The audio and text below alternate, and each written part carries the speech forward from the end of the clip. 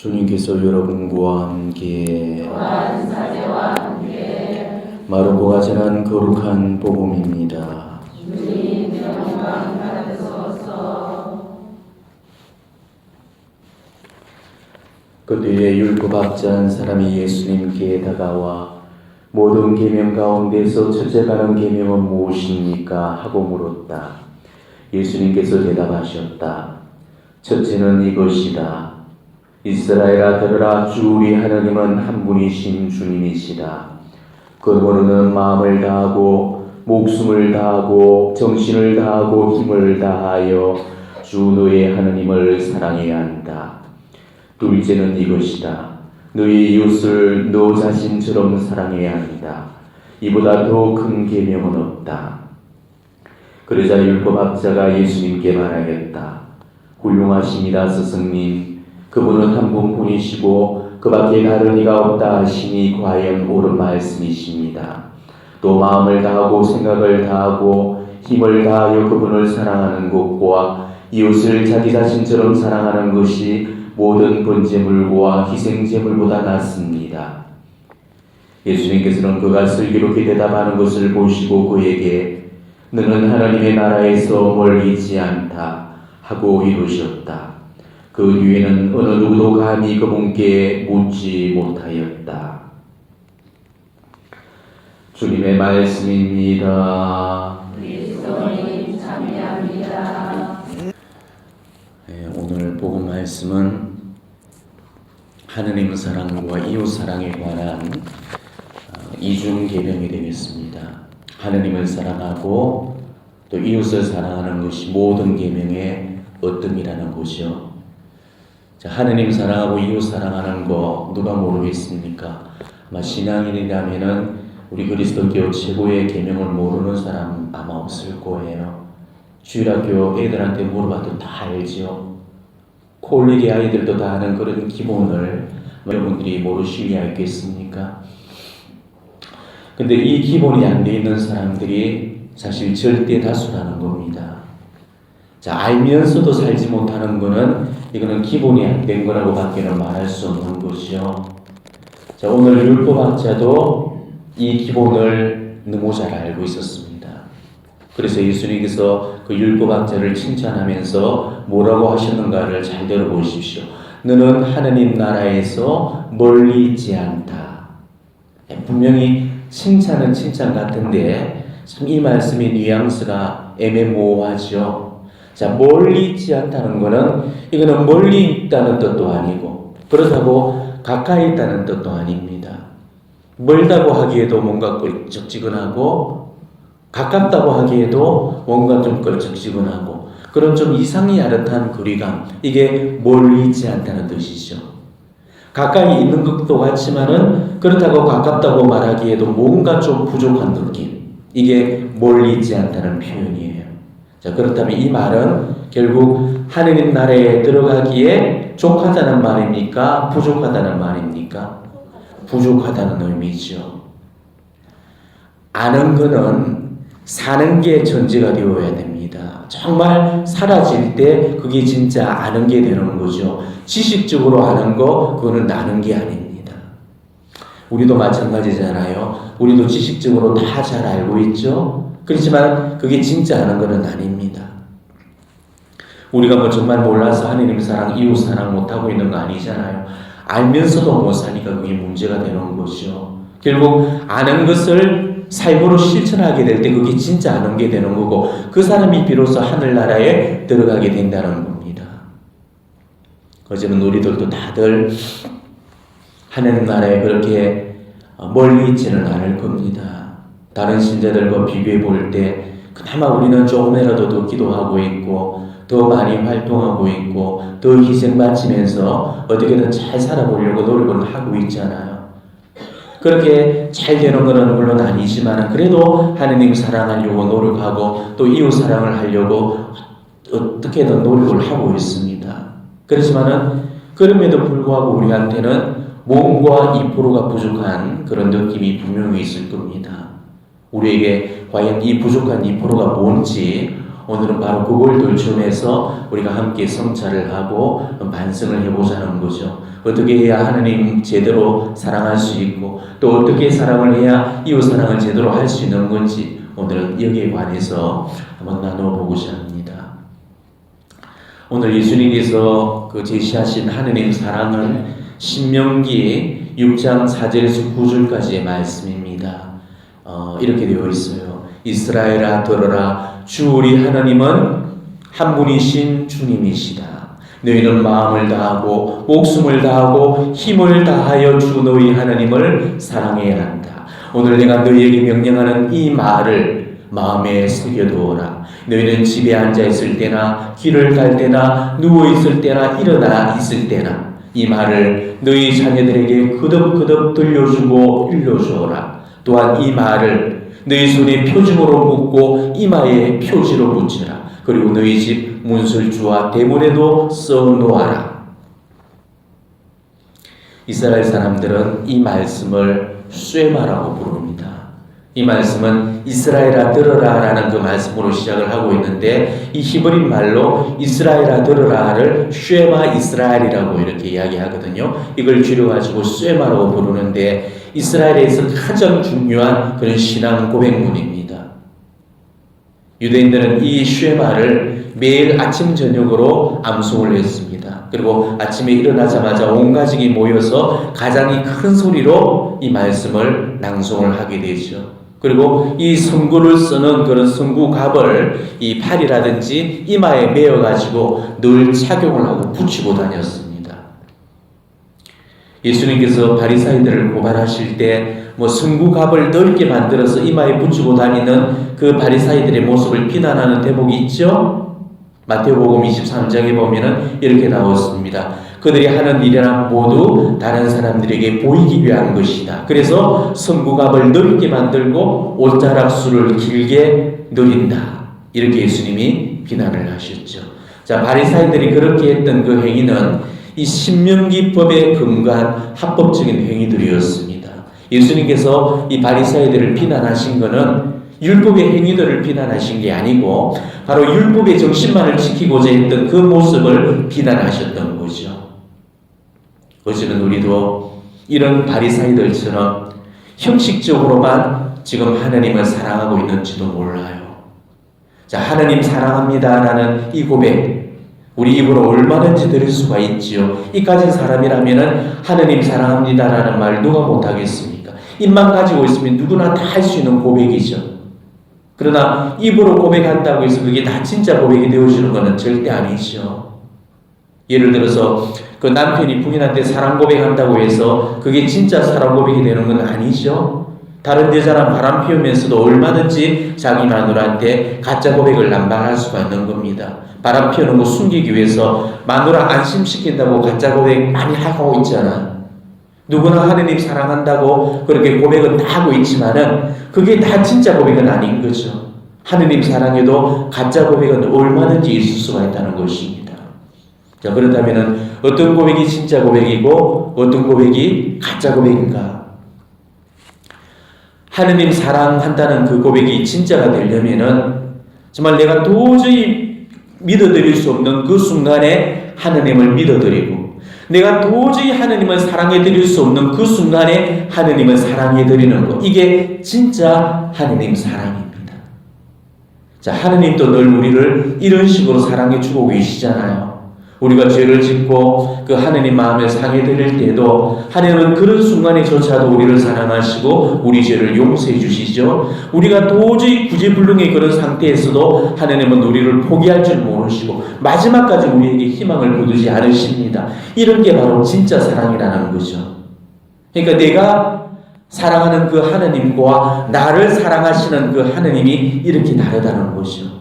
우리가 하느님을 사랑한다고 말할 수 있으려면은 내가 하느님을 사랑하는 방식으로가 아니고 하느님이 나를 사랑하는 그 방식으로 하느님을 사랑해드려야 그게 진짜로 하느님을 사랑하는 거라는 것입니다. 사랑하기 정말 어려운 순간에도 사랑을 해드리고 믿어주기 너무너무 힘든 그 순간에도 믿어드리는 것, 적어도 이런 사랑으로 하느님을 사랑해야 된다는 거죠. 이게 진짜 사랑이라는 것입니다. 피날 때 하느님 사랑하는 거, 그거 어렵지 않죠. 내 기도 잘 들어주시고 뭐 별 무탈하게 별 어려움도 없고 사는 거 힘 안 들 때 그때 하나님 믿는 거 별 어렵지 않습니다. 그런 걸 하나님 믿는다고 하나님 사랑한다고 말해서는 안 되는 거죠. 그런 거는 하나님 믿는 것도 아니고 하나님 사랑하는 것도 더더욱 아닙니다. 그런 걸 하나님 사랑이라고 말할 것 같으면 아마 개나 소나 다 하나님 사랑할 수 있을 겁니다. 진짜 하나님 사랑하는 게 어떤 건지 그걸 제대로 알지도 못하면서 입버릇처럼 늘 하나님 사랑한다는 고백 우리가 너무너무 쉽게 말하고 있다는 것이죠.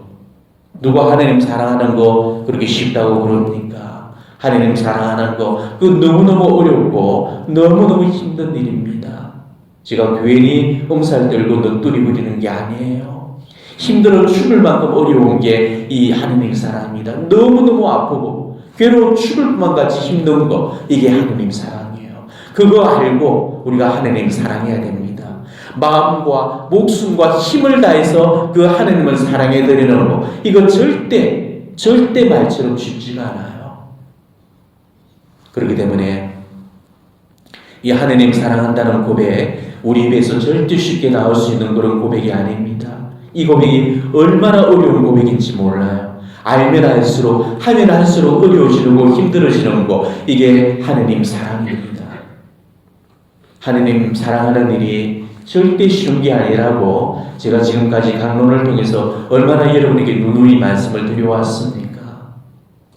자, 마음을 다해서 하나님을 사랑한다는 게 뭔지 압니까? 정말 내 마음을 부스러기 하나 안 남기고 전부를 다 털털 털어주는 겁니다. 사랑하면은 절대 두 마음을 품을 수가 없죠. 이 남자한테 정주면서 동시에 저 남자한테 정주는 거 그거는 절대 사랑이 아닙니다. 남편이 있고 아내가 있는데도 다른 여자 다른 남자하고 정을 동하면은 그거는 사랑하는 게 아니죠. 사랑은 그 마음이 두 군데로 분산되어질 수가 없는 것입니다. 내가 하나님을 사랑한다면은 그 누구도 그 무엇도 사랑해서는 안 되는 거죠. 그게 마음을 다해서 사랑하는 겁니다. 아브라함의 사랑처럼 그리고 성모님의 그 하나님을 향한 그 사랑처럼 하나님을 위해서라면 가장 소중한 이삭까지도 버릴 수 있는 사랑 하나님을 위해서라면 그 하나뿐인 아들마저도 바칠 수 있는 그 사랑 내가 죽었으면 죽었지 이것만큼은 절대 포기할 수 없다는 바로 그것을 하나님을 위해서 과감하게 포기할 수 있는 사랑 이게 바로 마음을 다해서 하나님을 사랑해 드리는 거죠. 하나님을 돈보다도 더 사랑하고 하나님보다도 돈을 더 사랑하고 하나님보다도 피조물을 더 사랑하는 그런 우리들이 감히 이 하나님을 정말 마음을 다해서 내가 사랑한다는 고백을 스스럼 없이 그렇게 쉽게 말할 수 있겠습니까? 또 목숨을 다해서 하나님을 사랑한다는 것 이것도 정말 말씀은 쉬운 일이 아니죠. 우리가 정말 하나님을 사랑한다면 목숨을 바칠 각오가 되어 있어야 됩니다. 내 목숨을 바쳐서 하는 그 사랑 때문에 칼을 받는 일이 있더라도 하나님을 믿기 위해서 기꺼이 내 목을 던질 수 있어야 그게 목숨을 다하는 사랑이 되는 것이죠.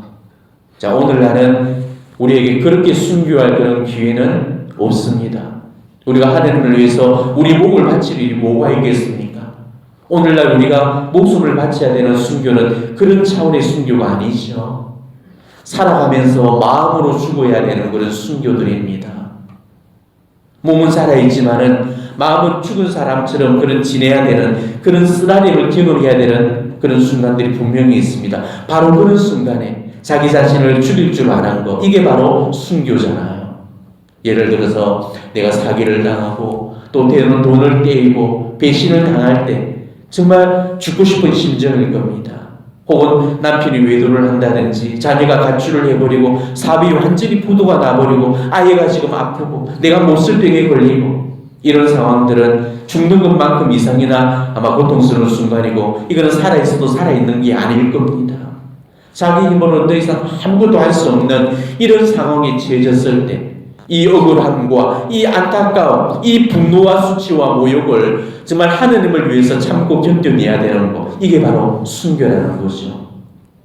그렇지만 우리가 이런 순간에 처해지면 우리는 어떻게 하죠? 하나님께 대들고 또 따지고 뻗대고 반항하면서 마구 엇나가 버리잖아요. 내가 이만큼 잘 믿어왔고 이만큼 기도를 해왔으면은 하느님께서 정말 내 기도 들어주셔야지 왜 내한테 이런 고통만 주시나?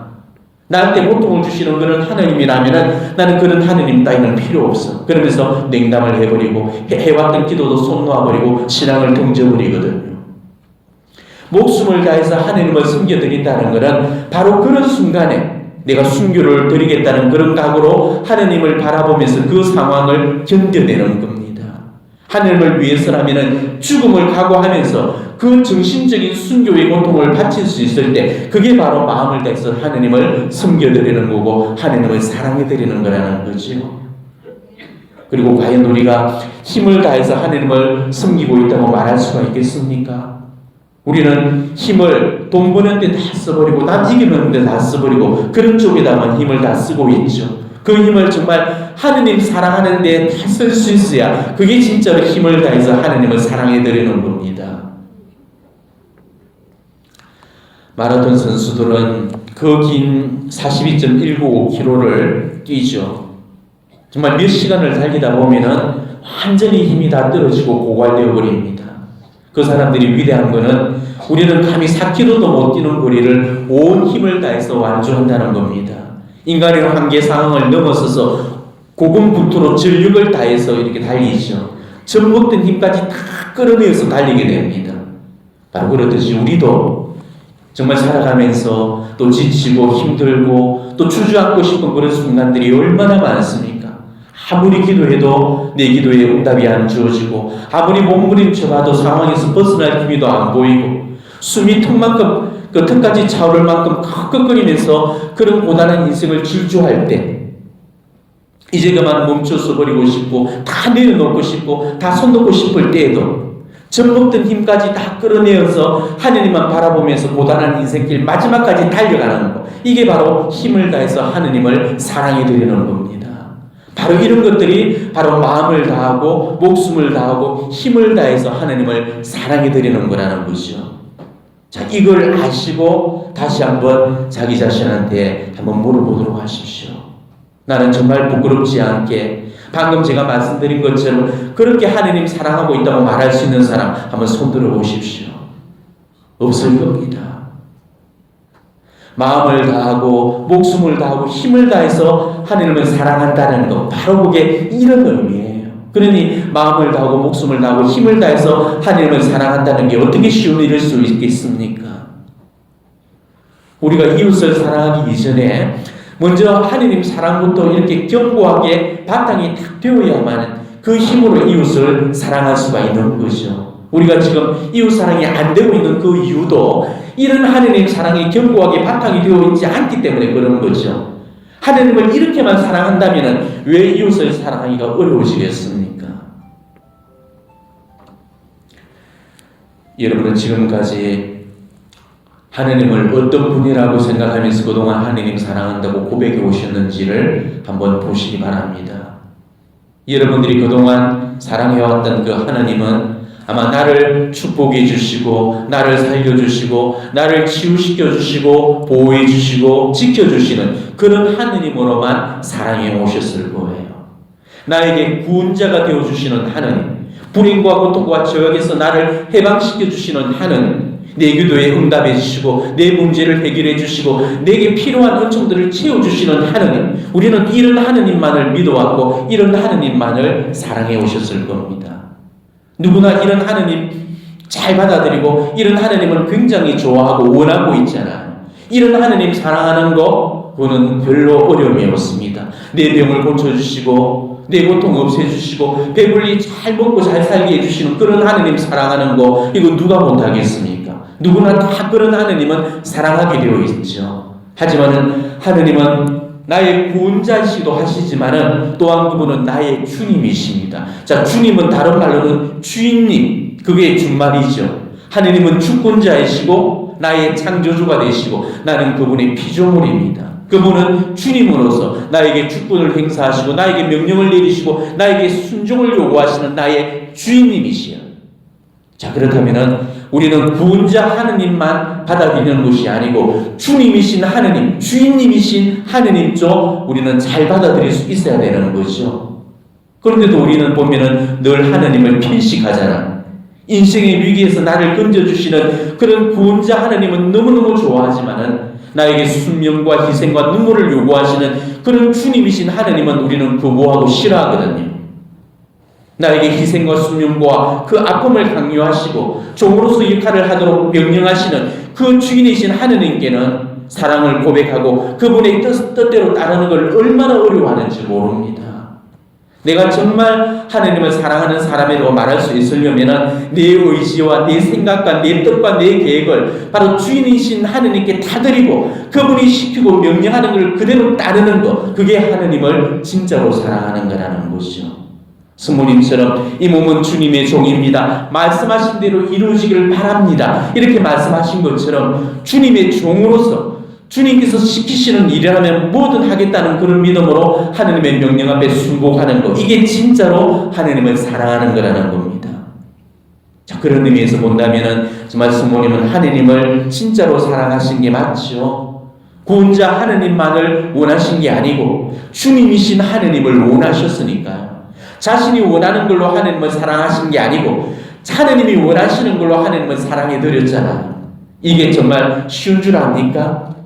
인생의 어려움이나 어떤 위기가 닥치는 그런 순간일 때 이렇게 정말 하나님을 믿고 사랑한다는 게 얼마나 어려운지 몰라요. 우리는 하나님을 일회용 반창고로 정도밖에는 생각지 않을 때가 많죠. 그리고 그걸 잘 믿고 있다고 착각하는 경우들이 많습니다. 자, 반창고라는 게 뭐죠? 일회용 소모품이죠. 쓰고 나면 반드시 버려지게 되어 있습니다. 이게 반창고예요. 자, 살다 보면은 여기저기 피나고 상처나는 경우들이 많죠. 상처가 난 곳에 그 반창고를 붙여놓게 되면은 피가 멈추고 또 아물면서 새살이 돋아납니다. 그러면은 결국 그 반창고를 떼내서 던져버리게 되죠. 자, 필요할 때만 붙이고 필요 없으면 즉시 떼내버리는 반창고. 하나님이 어쩌면 우리한테 이런 반창고와도 같은 그런 존재와 같죠. 어려움과 위기에서 도움을 받기 위해서만 반창고를 붙이듯 하나님을 찾다가 그게 다 해결이 되고 나면은 언제 그러냐는 식으로 떼서 던져버리는 그런 반창고 취급을 할 때가 얼마나 많습니까? 자, 복음에서도 그런 예들이 더러 나오죠. 특히 그 나병 환자 10사람의 이야기가 바로 그 얘기를 해주고 있는 거잖아요. 예수님께로부터 나음을 받았던 그 10명의 나병 환자 중에 정말 예수님께 돌아와서 감사를 드렸던 사람은 몇 사람이었죠? 한 사람뿐이었죠. 그때 예수님께서 그 모습을 바라보시면서 슬퍼하시면서 하셨던 탄식이 뭐였습니까? 10사람이 깨끗해지지 않았더냐? 그런데 9은 어디에 있느냐? 이런 게 바로 반창고 취급을 해버리는 거죠. 내가 필요로 할 때는 하나님을 찾다가 내 필요가 다 채워지고 나면은 언제 그랬냐는 듯이 하나님을 버려버리는 것. 뒷간 들어갈 때 마음, 나올 때 마음 달라지듯이 이익과 손실에 따라서 얼굴을 바꾸는 것. 이거는 하나님을 믿는 것이 아니고 하나님을 이용해 먹는 거죠. 우리한테는 누구나 다 이 정도의 차이만 있을 뿐이지 이런 모습들이 우리 안에 다 있다는 거죠. 흔히 보여지는 예 중에 한 가지가 바로 아마 이런 걸 겁니다. 내가 정말 하느님 도움이 필요할 때는 몇 날 며칠이고 몇 달이고 생미사 줄줄이 넣다가도 그 문제를 딱 해결해 주시고 나면은 언제 그랬냐는 듯이 감사미사 한 대도 안 드리고 그냥 건너뛰어버리는 사람들이 얼마나 많습니까? 마태복음 8장에 보면은 나병 환자를 고쳐주시고 나서 예수님께서 그 나병 환자에게 뭐라고 말씀하셨습니까? 아무에게도 말하지 않도록 조심하여라. 다만 사제에 가서 네 몸을 보이고 모세가 명령한 예물을 바쳐 그들에게 증거가 되게 하여라. 이렇게 하셨죠. 감사의 예물을 드려서 하느님께서 베풀어 주셨던 그 은혜에 보답을 하라고 일러주셨거든요. 그런데도 우리는 어떻습니까? 우리는 하느님께로부터 차고 넘치는 은총을 받았으면서 그렇게 무량한 은혜를 받았으면서 은혜를 받을 때뿐이고 받고 나서 우리는 감사가 없는 거죠. 아이들 가만히 한번 보십시오. 부모님한테 스마트폰 사달라고 쪼르다가 결국 사주게 되면은 그때부터는 부모님 얼굴 쳐다보지 않죠. 온통 그 마음이 이제 스마트폰한테 가 있습니다. 사달라고 그 쪼를 때는 정말 무한할 정도로 엄마 아빠 얼굴만 많이 쳐다보고 있었는데 막상 딱 사주고 나면은 얼굴 한 번 안 쳐다보게 돼 있죠. 그러다가 나중에 스마트폰을 잃어버리게 되면은 그제서야 비로소 또 자기 필요에 의해서 다시 엄마 아빠 얼굴을 쳐다보게 되어 있습니다. 이게 바로 하느님 앞에서의 우리들의 모습이라는 거죠. 필요할 때는 하느님께 매달리다가 필요가 다 채워지고 나면은 믿는 것이 시들해져 버리고 마는 것입니다. 그러면서 하느님을 사랑한다고 뻔뻔하게 말들은 잘하고 있죠. 여러분들도 이런 반창고 같은 하느님이 필요해서 여기에 오신 분들이 대부분이실 겁니다. 가슴에 손을 얹고 한번 생각을 해보시기 바랍니다. 물론 하느님은 정말 우리를 너무너무 사랑하시기 때문에 우리에게 조건 없이 반창고 이웃발동 해주십니다.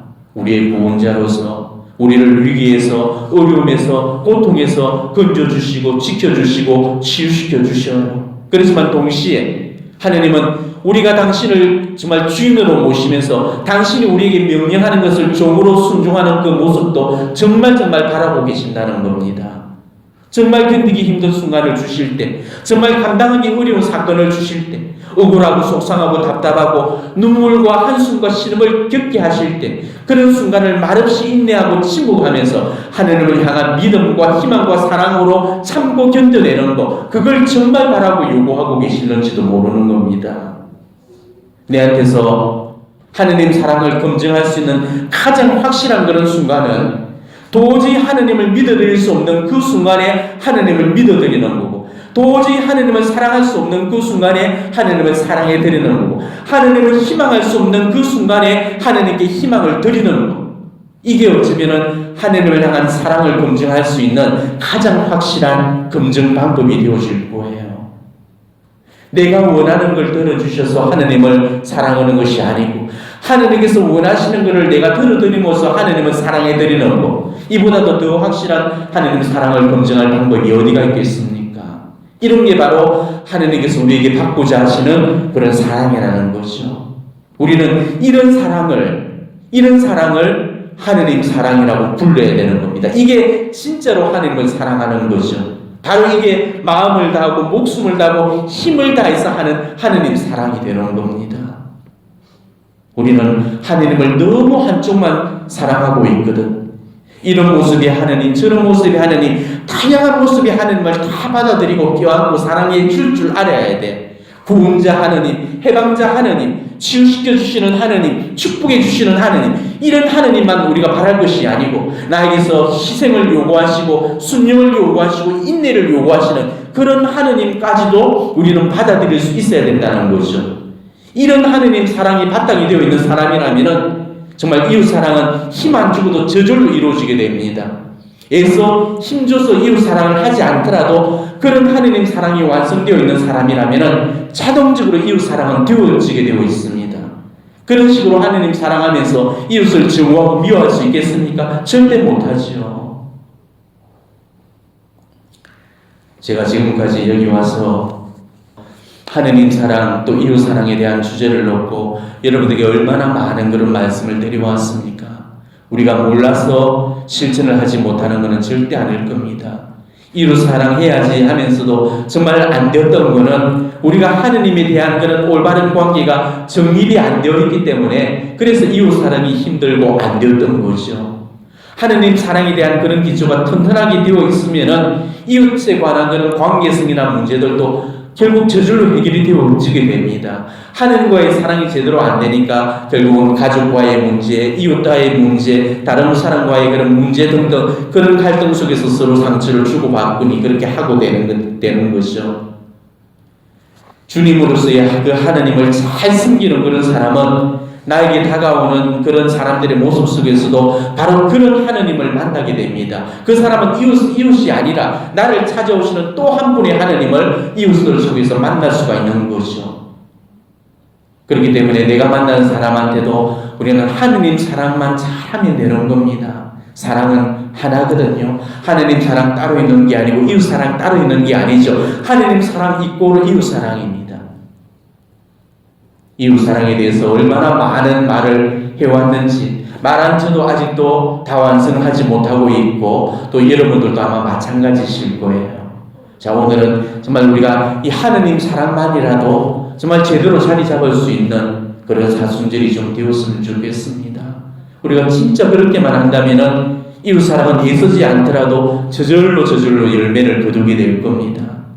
이 남은 사순절 정말 하느님 사랑을 놓고 다시 한번 깊이 성찰해 보면서 그동안 내가 어떤 식으로 하느님을 사랑해 왔는가를 한번 다들 점검해 보셨으면 좋겠습니다. 나에게 은혜를 베푸시는 그런 구원자 하느님만을 사랑해 왔는지, 아니면 나에게 희생과 어떤 고통을 요구하시는 주인이신 하느님만을 내가 사랑해 왔는지, 이 자신의 하느님 사랑을 놓고 정말 진지하게 성찰하고 반성해 보는 삶이 되시기를 진심으로 축원합니다.